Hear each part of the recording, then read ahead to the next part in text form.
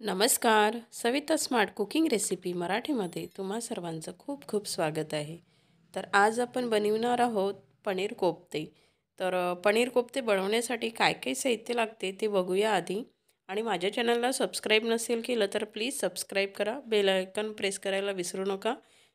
चला मग पनीर कोफ्ते बनवण्यासाठी आपल्याला काय काय साहित्य लागते आणि कशी रेसिपी बनते ते बघा. चला मग सुरू करूया. पनीर कोफ्ते बनवण्यासाठी आपल्याला पनीरची आवश्यकता आहे.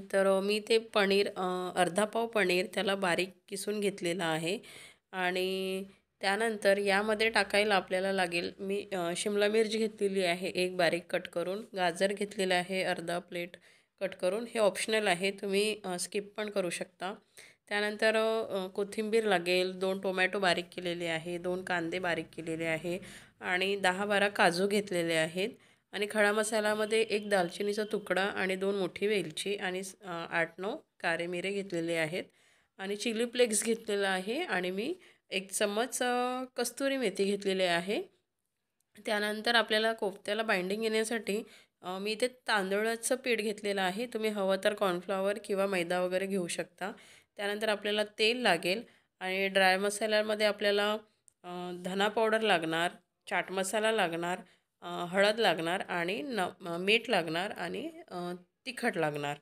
आणि फोडणीसाठी आपल्याला जिरा लागेल. आणि मी इथे लसूण आणि अद्रकचे तुकडे पण घेतलेले होते. आता हे सर्व साहित्य आपल्याला जे मसाला तयार करायचा आहे आपल्याला ग्रेव्हीचा, तो आपण आधी मसाला तयार करून घेऊया. यासाठी मी आता गॅस ऑन केलेली आहे. पॅनमध्ये ऑइल टाकलेलं आहे. 1 चम्मच ऑइल टाकून घेत आहे आणि आता त्याला छान गरम होऊ देते. तेल आता गरम झालेलं आहे आणि आता मध्ये आपण अर्धा चमच जिरा ॲड करणार आहोत. जिरा तळतळायला लागला की यामध्ये आपण 7-8 जे काळे मिरे घेतलेले आहेत ते टाकायचे आहे. त्यानंतर दालचिनीचा तुकडा, 2 वेलची हे पण टाकून घ्यायचं आहे.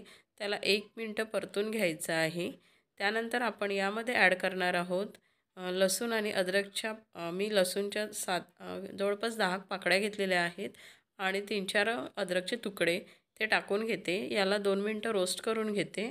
आणि आता यामध्ये मी काजू टाकलेले आहेत आणि त्यानंतर याला 1 मिनटं परतून घेतल्यानंतर लगेच मी यामध्ये कांदा ॲड केलेला आहे आणि कांद्याला आपण 2 मिनटं परतून घ्यायचं आहे. आणि कांदा 2 मिनटं परतून झाल्याच्यानंतर आपण यामध्ये टोमॅटो ॲड करणार आहोत.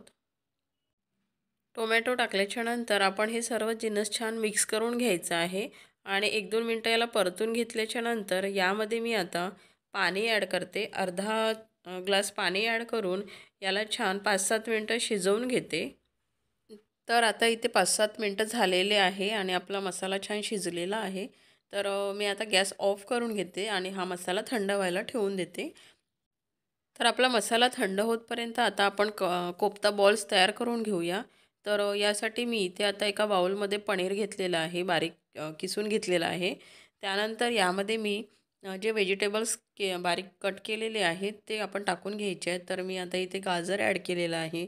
त्यानंतर मी शिमला मिरची ॲड करते. त्यानंतर मी कोथिंबीर ॲड करते आणि शिमला मिरची आणि गाजर हे ऑप्शनल आहे. त्यामुळे आणि त्यानंतर मी चिली फ्लेक्स घेतलेला आहे. याऐवजी तुम्ही तिखट पण घेऊ शकता, मिरची पूड पण घेऊ शकता आणि कस्तुरी मेथी घेतलेली आहे. चिली फ्लेक्स मी 1 चम्मच घेतलेला आहे. आणि त्यानंतर मी यामध्ये अर्धा चम्मच चाट मसाला टाकून घेत आहे. स्वादानुसार मी यामध्ये मीठ ॲड केलेलं आहे. त्यानंतर वरून मी कोथिंबीर ॲड करून घेते आणि आता हे सर्व जिन्नस आपण छान मिक्स करून घ्यायचे आहेत. कोफ्ता बनवताना सर्व साहित्य छान बारीक बारीकच कट करून घ्यायचे, त्यामुळे कोफ्ता छान बाइंडिंग होतो आणि तो तळताना पण फुटत नाही. आता आपला इथे सर्व सारण छान मिक्स झालेलं आहे, तुम्ही बघू शकता. आता आपण याचे कोफ्ता बॉल्स तयार करून घेऊया. मी आता याचे छोटे छोटे कोफ्ता बॉल्स तयार करून घेते. तुम्हाला ज्या साईजचे हवे, ज्या आकाराचे हवे ते तसे तुम्ही बनवू शकता. मी आता इथे छोटे छोटे गोळे घेऊन ते कोफ्ता बॉल्स तयार करून घेते. ती छान असं प्रेस करत करत आपण कोफ्ता बॉल्स तयार करणार आहोत. कारण पनीर असल्यामुळे आणि आपण तळायचं असल्यामुळे ते तेलामध्ये फुटू नये म्हणून मी ते छान दाबून दाबून इथे कोफ्ता बॉल्स तयार करते. याच पद्धतीने मी सर्व कोफ्ता बॉल्स तयार करून घेते. तर इथे सर्व कोफ्ता बॉल्स तयार करून झालेले आहेत आणि जवळपास अर्धा पाव पनीर आणि एक कॅप्सिकम आणि अर्धा प्लेट गाजर किसामध्ये 11 कोफ्ता बॉल्स तयार केलेले आहे आणि साईज खूप छोटा पण नाही आणि खूप मोठा पण नाही आहे आणि हे 5-6 लोकांसाठी सफिशियंट आहेत. तर तुम्ही या पद्धतीने करू शकता. तर आता आपण जो आपला मसाला झालेला होता तो आपण थंड करायला ठेवलेलं होतं. तर तो आता थंड झालेला आहे आणि मी तो आता मिक्सरच्या जारमध्ये काढून घेते आणि त्याची अशी प्युरी करून घेते. तर इथे आपली आता प्युरी तयार आहे. तर आता आपण ग्रेव्ही तयार करून घेऊया.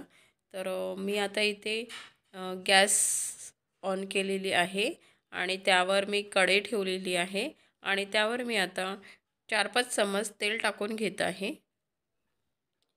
तर आता इथे आपलं तेल छान गरम झालेलं आहे. तर मी यामध्ये अर्धा चम्मच जिरा टाकून घेत आहे. जिरा तडतडायला लागला की आता यामध्ये आपण जी प्युरी केलेली होती ती टाकून घ्यायची आहे.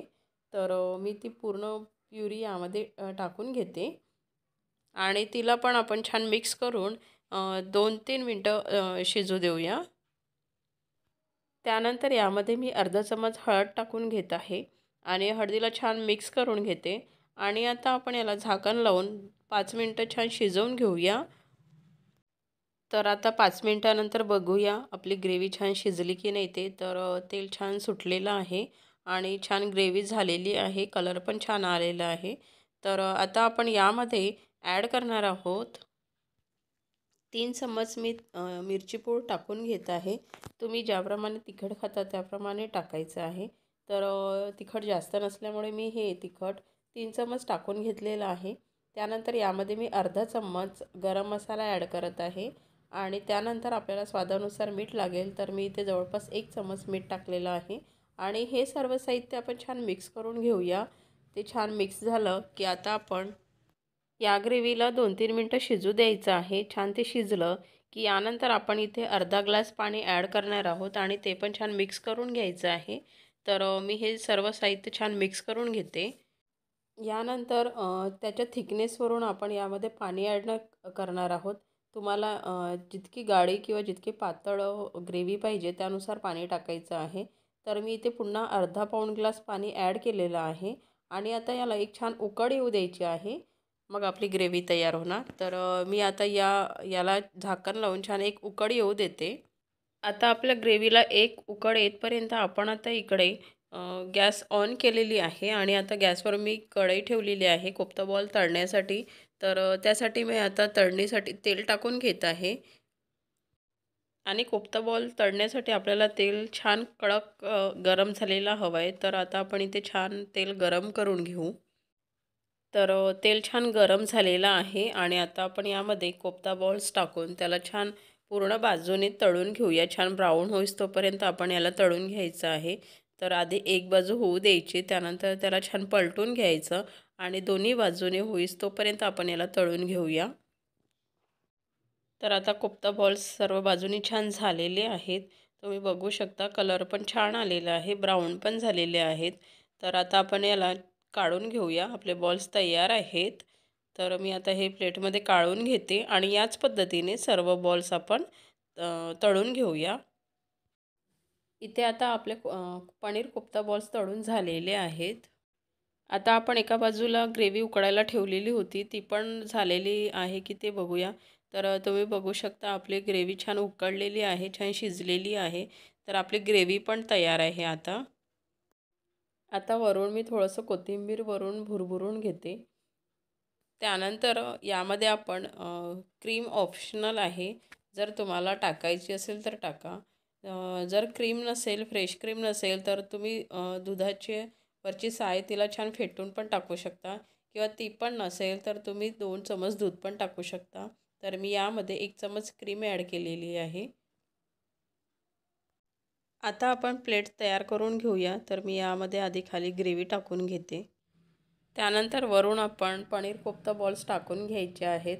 कारण ते उकळत्या ग्रेव्हीमध्ये टाकले तर ते कधी-कधी मेल्ट पण होऊन जातात. तर हे पण तुम्ही करू शकता. वरून छान त्याला टाकून गार्निश करू शकता. तर आणि वरून मी थोडीशी पुन्हा ग्रेव्ही टाकून घेते आणि मग मी उरवलेली 1 चम्मच क्रीम वरून टाकून घेते आणि थोडंसं कोथिंबीर टाकून प्लेट तयार करून घेते.